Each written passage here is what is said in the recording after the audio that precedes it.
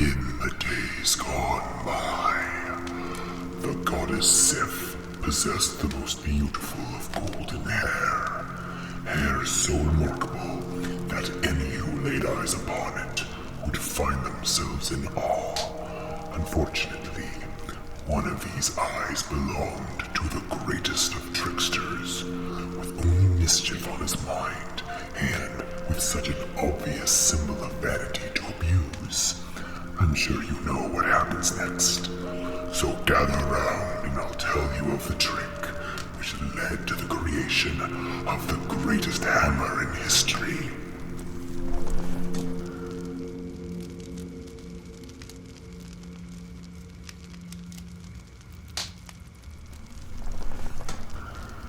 It began with the desire for mischief. With Sif showing off her golden hair, Loki decided to perform a particularly nasty act upon her. He snuck up to the goddess and managed to cleave off every single strand from her head. And in the next instant, the goddess found herself bald and in tears.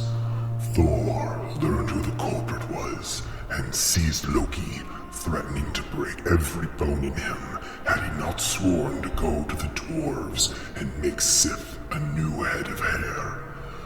Loki agreed and proceeded deep down into Svartalfheim.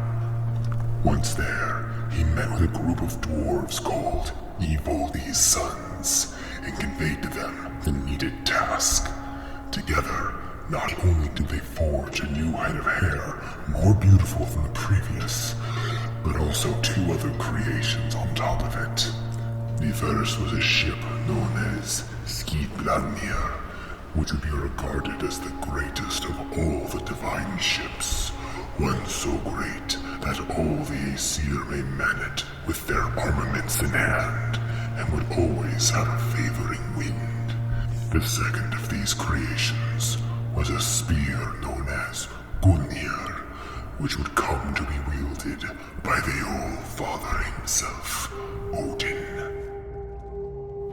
Loki had completed his task, but then, either out of his desire for mischief, or out of his own desire to get on the good side of his fellow gods, he left the Sons of Ivaldi and approached a duo of dwarves known as Brok and Sindri.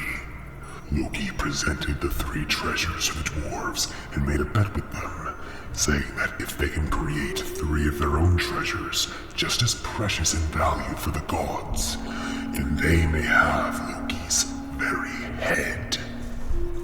The brothers agreed and proceeded to work. Sindri began by laying a pigskin upon the hearth and instructed his brother Brok to blow into it until the work was completed. It was then that Loki, wishing to make sure he won the wager, transformed himself into a fly and stung Brok's hand as he worked. Yet, he still blew on. The pigskin was taken from the hearth and had taken on the form of a boar with a mane of gold. Next, Sindri laid gold into the hearth, and Brok blew into the flame once again to keep it strong. Then Loki, as a fly, came in and stung the dwarf's neck, but still, he kept blowing until he brought a particular ring out of the hearth, known as Draupnir, a ring which duplicated itself every 9 nights, bringing 8 new rings of equal value into the world. Finally, for the third treasure, Sindri laid iron upon the hearth and told his brother that if he paused even for an instant, the treasure would be spoiled. Brok did so, and Loki, seeing an opportunity, landed directly upon Brok's eyes, so he could not see. The dwarf pulled his hand from the bellows to strike the fly, and in doing so, paused the flow of air, which ruined the final treasure.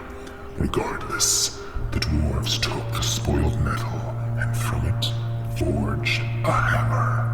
With all 3 of the treasures completed, Brok departed with them to Asgard, so he may claim his wager, and Loki came along with him, bearing the 3 gifts from the Sons of Ivaldi. Now, with all gifts assembled, Odin, Thor, and Freyr all sat down in the seats of judgment and would determine who won the wager. Loki gave the spear to Odin, the hair to Thor, which in turn would be given to Sif, and the great ship, Skiblanir, was given to Freyr. Loki stated that the spear would never stop in its thrust.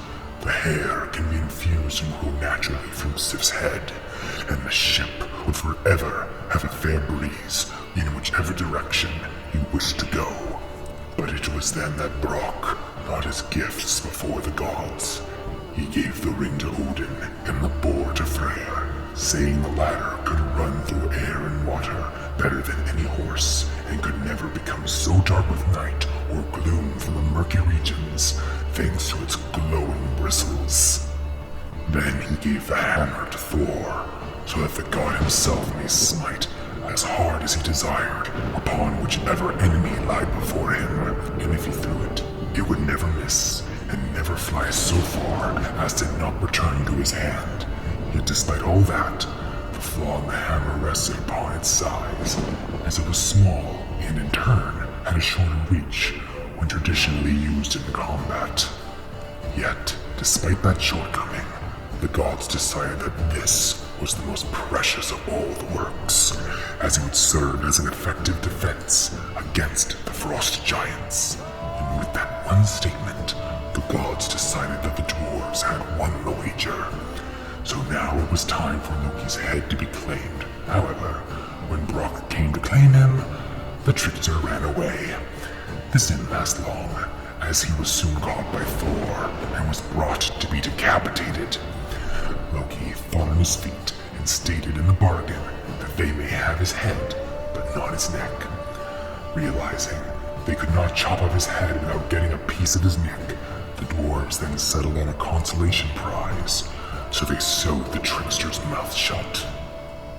So one would say that the wager was fulfilled, but given the nature of Loki, it's safe to say this didn't last too long for him.